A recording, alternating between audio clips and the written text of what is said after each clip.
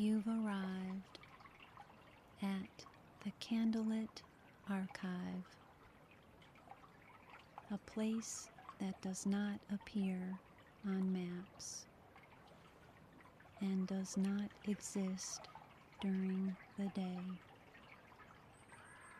Only when the world grows quiet and the thoughts in your mind begin to slow does it open for you.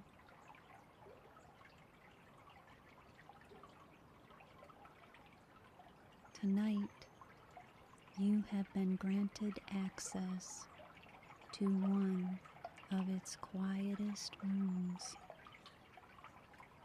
a story that was never meant to be rushed. So you do not need to stay awake for it. In fact, you are not expected to.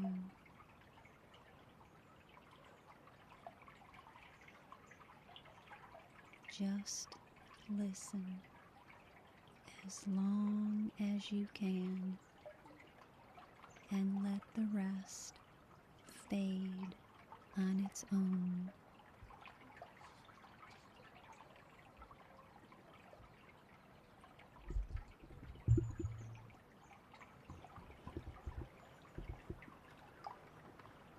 Elias had not meant to drive so far.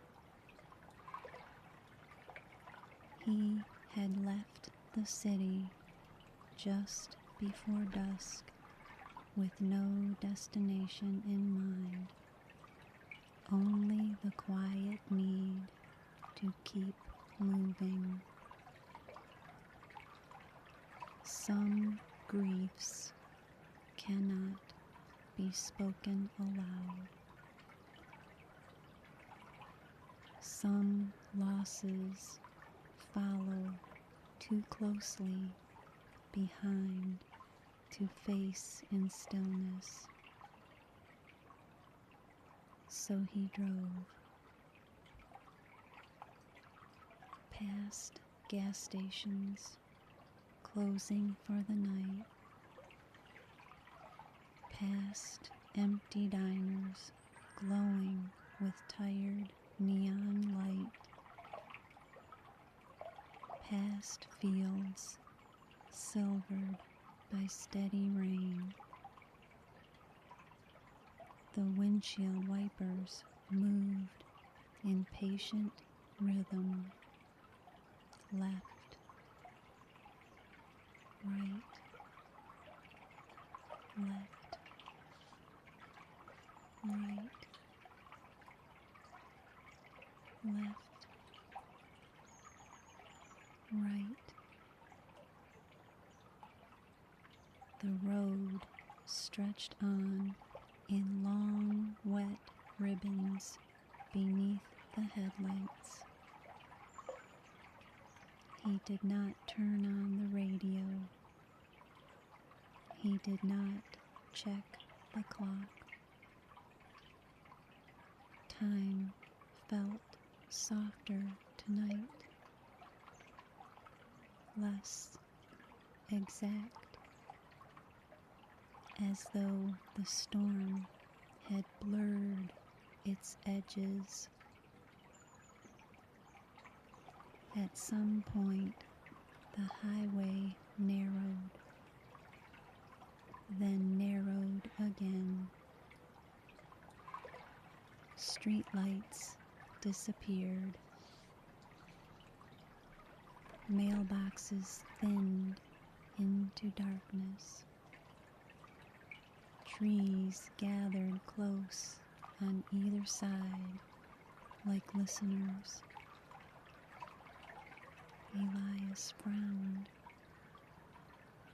He did not remember choosing this road, but neither did he remember the road before it. Rain drummed harder overhead. Then Without warning, the pavement changed. The tires no longer hummed on asphalt. They whispered over stone. He slowed the car.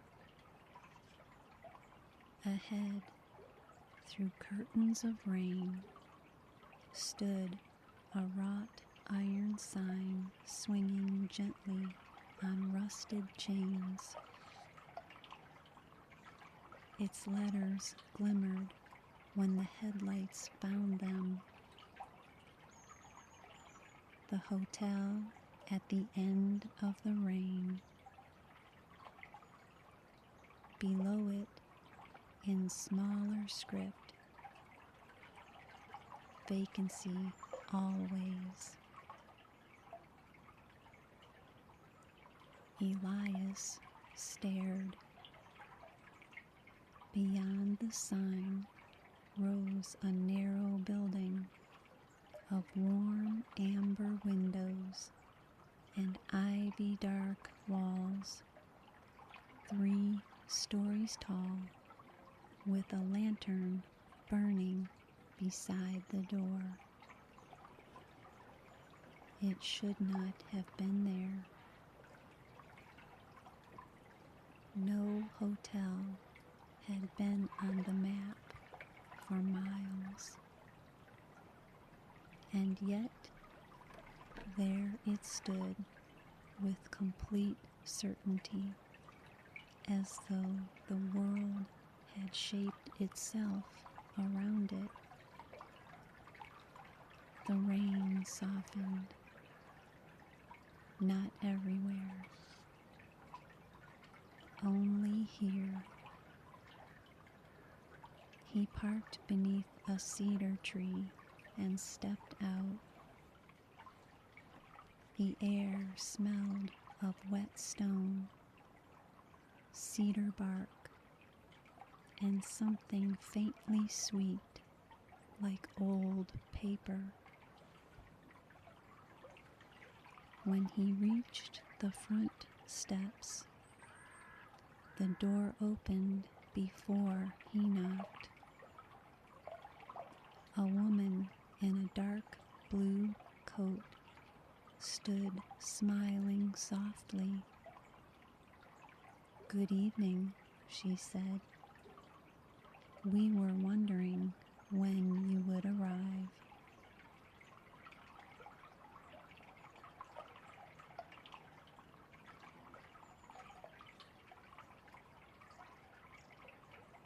The lobby glowed with lamplight and firelight. No electric bulbs. No humming machines.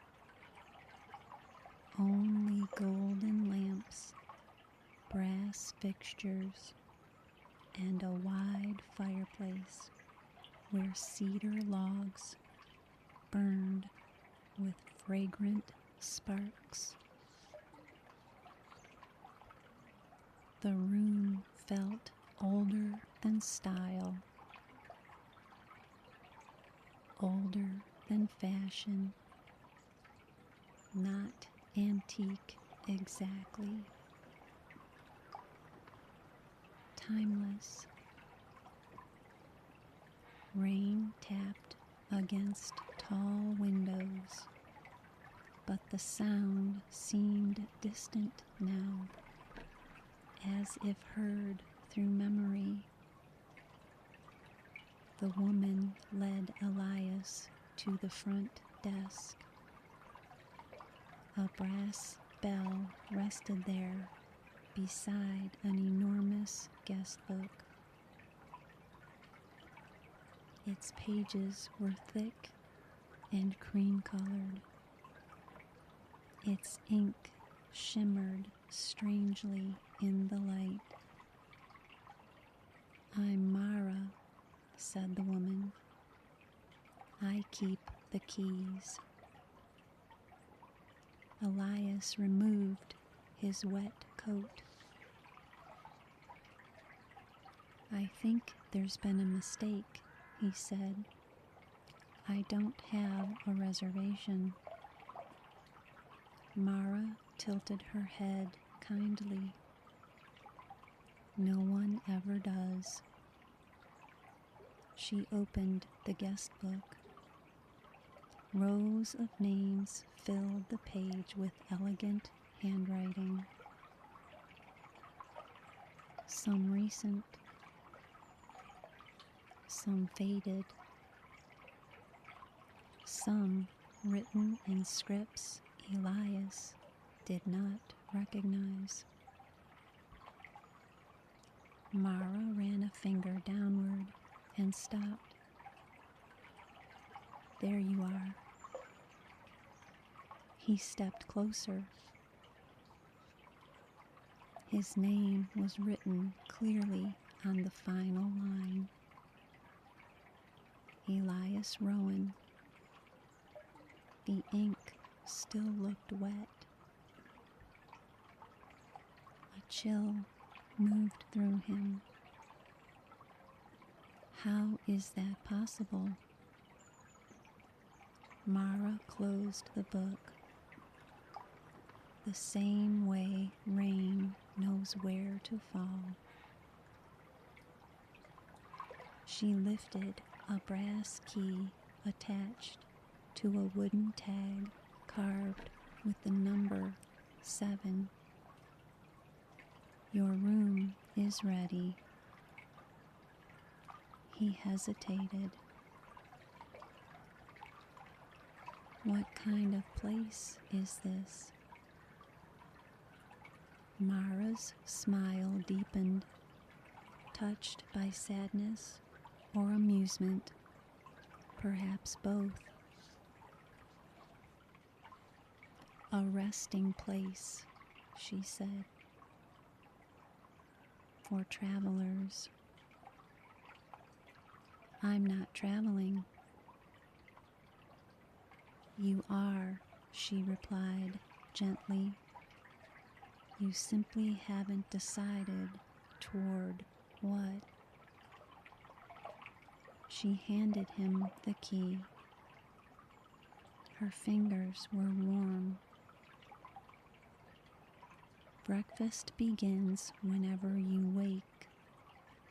If you need anything, ask the hallways. They're very attentive." Elias almost laughed. But the hotel was so sincere in its strangeness that laughter felt impolite.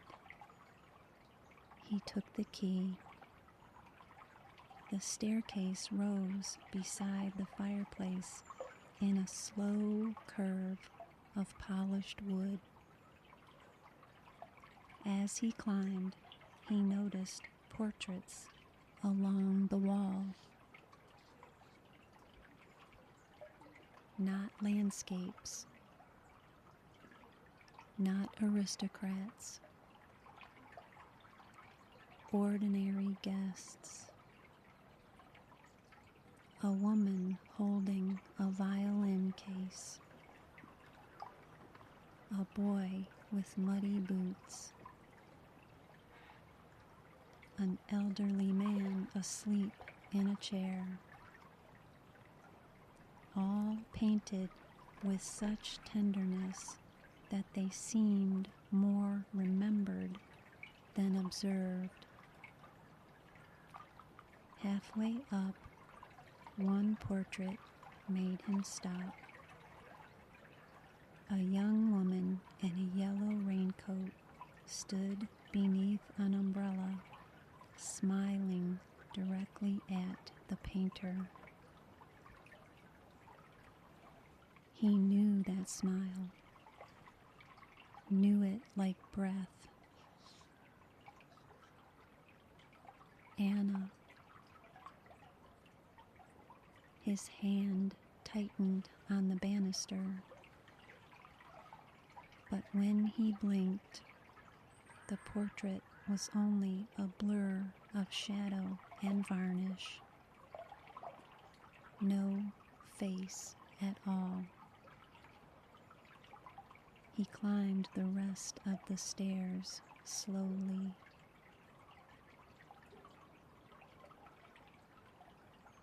Room 7 waited at the end of a narrow corridor lined with blue wallpaper patterned in tiny silver clouds. When Elias unlocked the door, warm air greeted him. The room was simple. A bed dressed in white linen. A reading chair beside a lamp. A wardrobe of cedar wood. A small writing desk facing a rain-streaked window. And on the nightstand, a clock with no hands. He crossed to the window. Outside lay no parking lot, no roads, only a garden of stone paths, lanterns, and hedges shining with rain. Beyond the garden stretched silver mist. No world beyond it. No horizon. Just rain drifting through pale light. He should have been frightened. Instead, he felt an unfamiliar easing in his chest, as if some tightly knotted thread had loosened without asking permission. He sat on the bed. The mattress sighed softly. From somewhere in the walls came music, distant piano notes wandering without hurry. He noticed an envelope resting on the desk. His name was written across it. Inside was a single card. You may stay as long as needed. You may leave whenever ready. No signature. No explanation. He placed the card down carefully. Then, because exhaustion arrives most honestly in strange places, he lay back fully clothed and closed his eyes. The rain outside continued. Steady, patient, like someone keeping watch.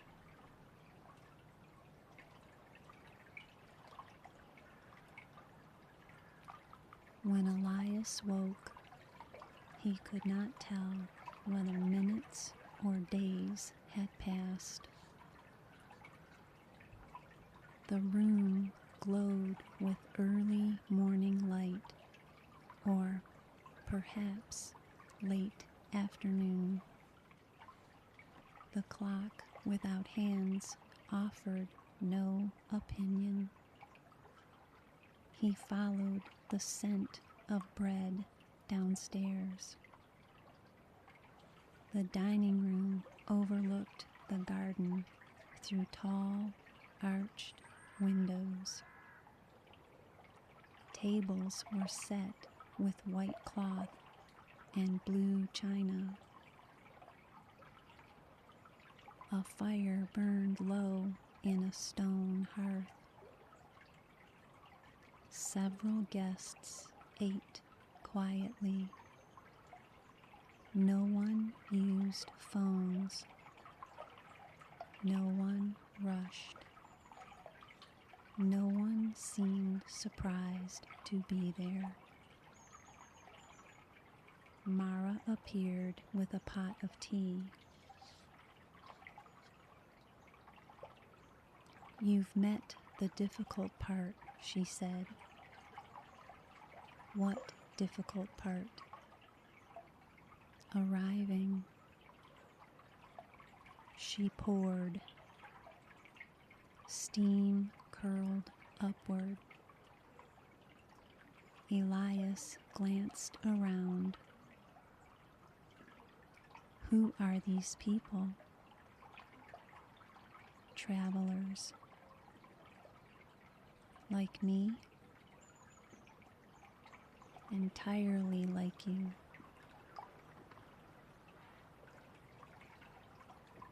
"And unlike you." "And exactly the same," she said. She set before him warm bread, orange marmalade, and eggs sprinkled with herbs he could not name. He realized suddenly how hungry he was. As he ate, an older man at the next table nodded politely. He wore a tweed coat patched at the elbows. "First visit?" the man asked. Elias paused. "Visit?" The man smiled into his tea. "You'll understand later." "What is this place?" The man considered. "A harbor, perhaps." "For what?" "For weather that has nowhere else to go." He returned to his breakfast as if the matter were settled. Across the room, a child built towers from sugar cubes while her mother read a book upside down. Near the window, a woman in a green dress mended a sleeve with silver thread that seemed to disappear into the fabric like moonlight into water. Everything felt calm, not normal, but calm. And beneath the calm ran something deeper. A sense that everyone here had arrived carrying a silence too heavy for the ordinary world.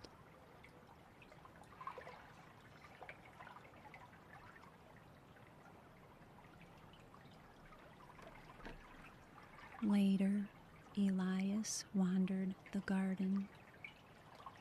Rain fell lightly overhead, but never quite reached him. Droplets hung in the air like beads of glass before dissolving. Lanterns lined the paths, though no evening had yet come. He passed hedges trimmed into shapes that shifted when not directly observed. Birds nested in statues. Roses bloomed in impossible colors: ash blue, pale gold, dusk violet. At the center of the garden stood a fountain. No water water flowed from it. Instead, pages turned endlessly in the basin, as if an invisible book lay open beneath the surface. Words shimmered and vanished before he could read them. A bench waited nearby. Someone already sat there. Anna. Yellow raincoat. Hands folded in her lap, looking toward the fountain. His breath caught. He approached slowly, every nerve alive with disbelief. Anna? She turned, but it was not Anna. Only a stranger with kind eyes and silver hair. "I'm sorry," Elias whispered. The woman smiled. "It happens often here." He stepped back, ashamed. She patted the bench beside her. "Sit." He did.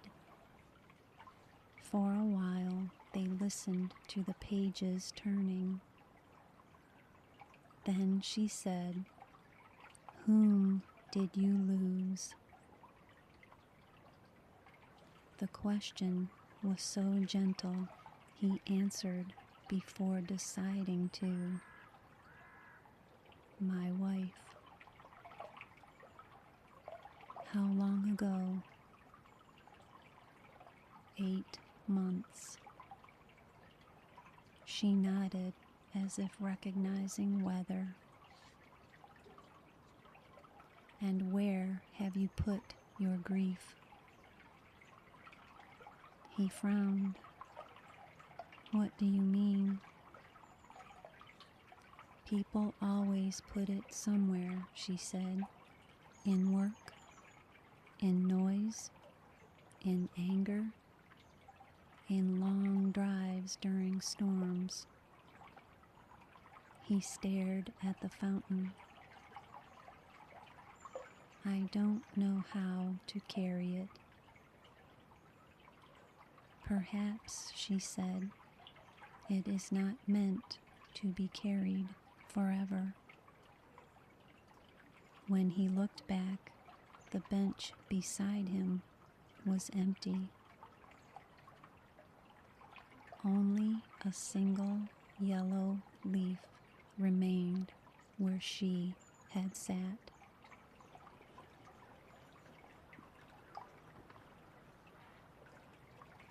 That evening, or what felt like evening, the hallways guided him to a library.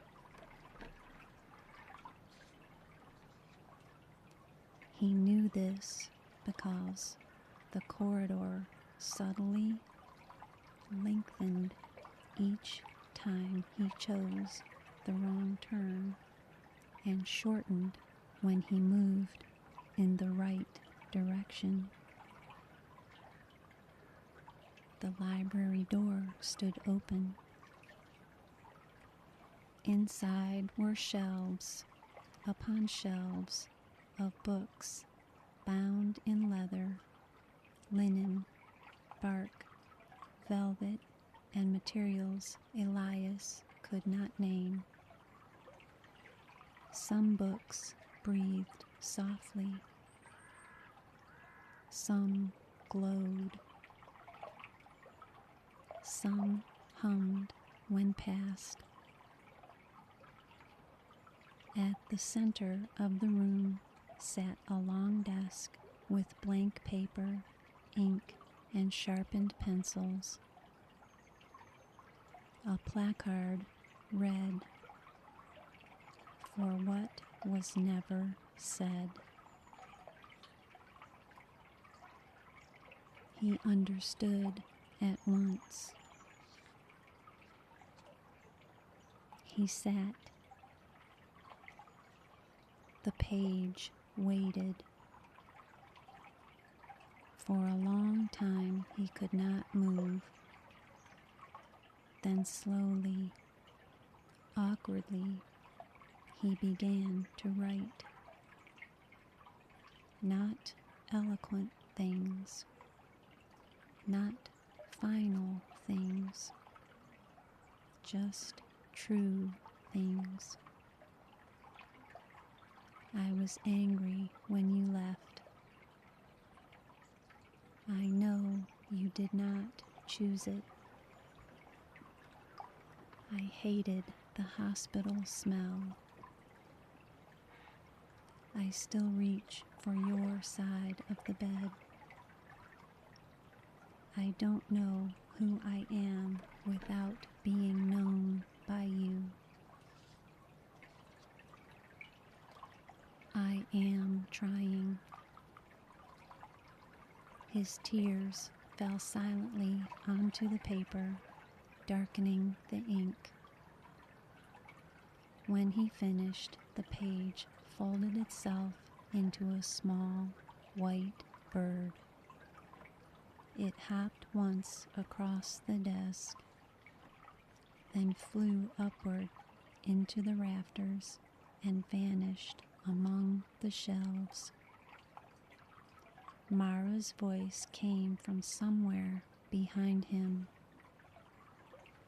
Well done. He wiped his eyes. Where did it go? Where all honest things go when released. She placed a fresh candle beside him. You may write again if needed. Many do. How many letters does it take? She smiled sadly. As many as there are silences. On the third night, or third feeling of night, the hotel held a dance. Music drifted through the halls. Violin, piano, and something like rain played on glass. The ballroom doors stood wide. Inside, guests moved slowly beneath chandeliers of hanging droplets that never fell. No one danced to impress. No one danced to be seen. They moved as people move in dreams, lightly, sincerely, freed from witness. Mara found Elias lingering at the doorway. You should dance. I don't know how. That has never stopped anyone worthwhile. Before he could protest, she guided him onto the floor. The music gathered around them. He stumbled once, then laughed, an unfamiliar sound in his own mouth. Others turned in gentle circles nearby. The older man from breakfast danced with the child who built the sugar towers. The woman in green danced alone with perfect contentment. And then, for one brief, impossible measure of music, Mara was no longer Mara. He was holding Anna, her hand warm in his,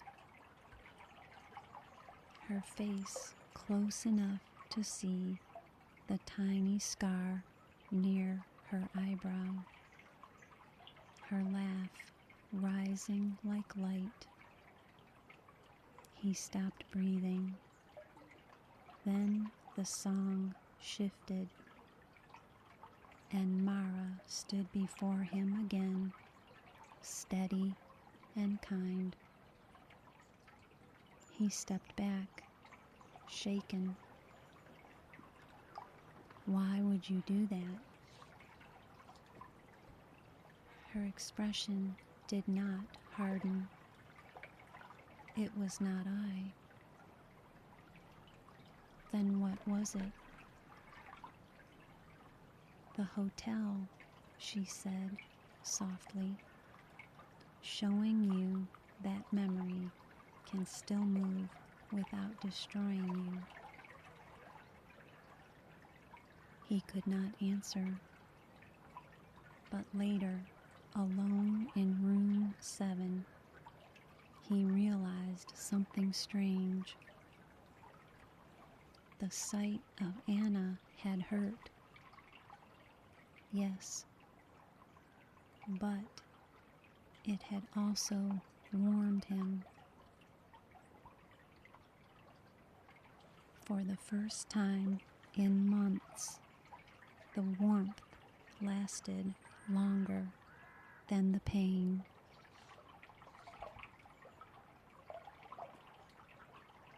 Near dawn, Elias woke to footsteps outside his room.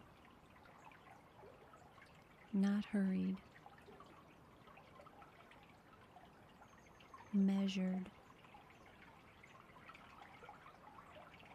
waiting. He opened the door. The corridor was empty except for a single door he had never seen before. Plain white wood. No number. No handle. Only rainlight spilling beneath it. He knew with sudden clarity that it was meant for him. When he touched the surface, it opened inward. Beyond lay not a room, but the apartment he had once shared with Anna. Morning sunlight on the kitchen tiles, her mug by the sink, a book face down on the sofa, the scent of coffee and cedar soap. His chest tightened so sharply he nearly turned back. Then Anna entered from the hallway, carrying laundry. Not ghostly, not glowing, simply Anna. Alive, in movement. She looked at him and smiled as if he had just returned from taking out the trash. "There you are," she said. He could not speak. She set the laundry basket down. "You came a long way to stand in a doorway." Tears blurred the room. "I miss you," he whispered. "I know. I wasn't ready. No one is." I should have said more. She crossed to him, placed her hand over his heart. You are saying it now. He closed his eyes.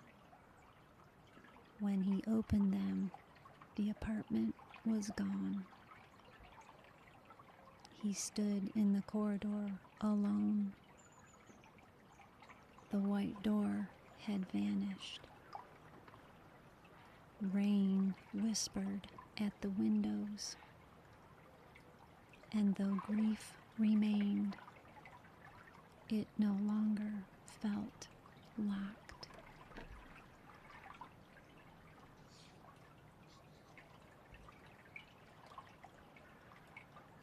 Mara waited in the lobby beside the guest book. A suitcase stood by the door. His suitcase, though he had never packed one. Are you sending me away? Elias asked. Never, she said, but you are beginning to leave. He looked around the warm room. The fire, the lamps, the quiet guests reading newspapers with blank pages. I don't know if I'm ready. Ready is overrated. She opened the guest book. His name glowed softly on the page. Then, before his eyes, the ink changed. Beneath it appeared a new line in smaller script. Stayed long enough to hear the weather clear. He swallowed hard. Will I remember this place? That depends. On what? On whether you need to. She handed him his coat. It was dry and warm. Outside, the rain had nearly stopped. Only a silver mist remained beyond the steps. He hesitated at the threshold. Have we met before? Mara considered. Many people ask that. And she smiled. Many people are right. He stepped outside. The cedar tree stood where he had parked. His car waited beneath it. When he turned back for one last look, there was only road. No hotel. No lantern. No sign. Just dawn light on wet stone. And birds beginning their ordinary songs.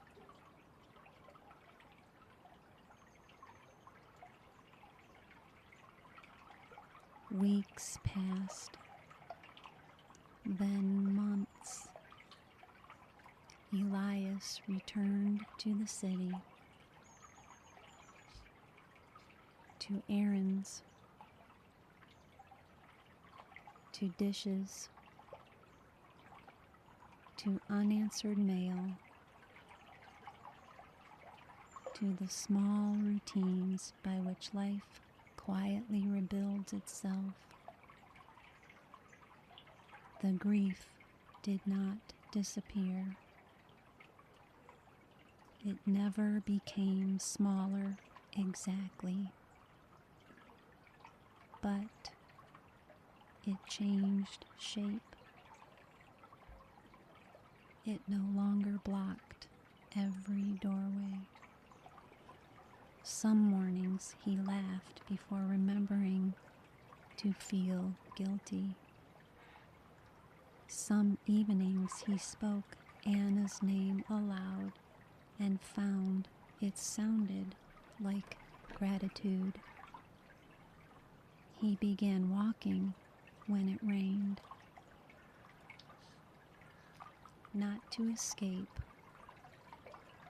simply to listen. Sometimes he carried a yellow leaf in his pocket, though he could not recall where he had found it. Sometimes he woke, certain he had heard piano music in another room. And once, on a long drive through weather and dusk, he passed a roadside sign half hidden by vines. He stopped the car, heart racing. But when he stepped closer, it was only an old motel advertisement with peeling paint. No mystery, no glowing letters, nothing at all. He laughed softly to himself,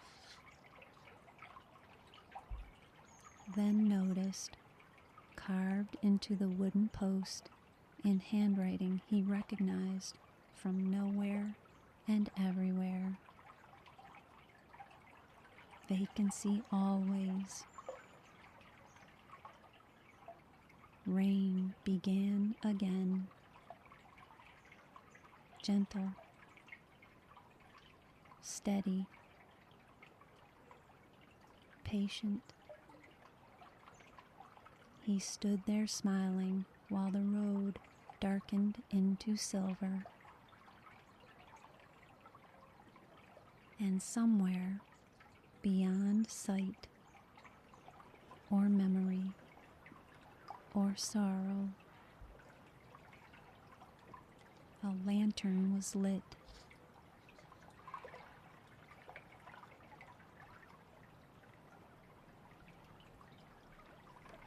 Some places are found only once. Some remain with us long after they vanish.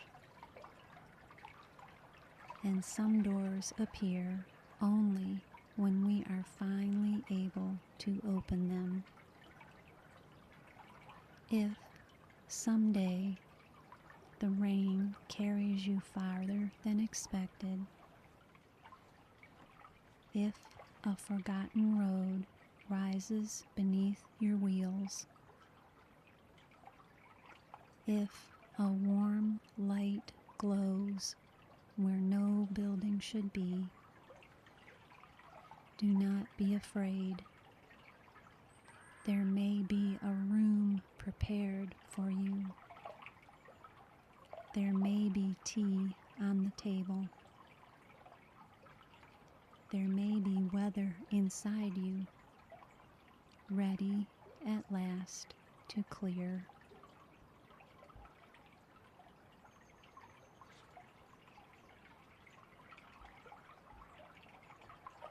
And now, the Candlelit Archive grows quiet again. The books return to stillness. The lanterns continue their gentle watch. And the story is safely put away until it is needed once more.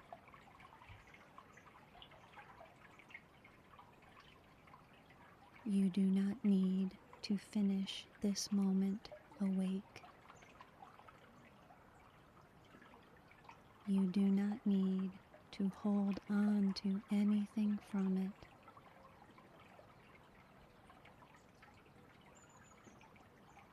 Only rest.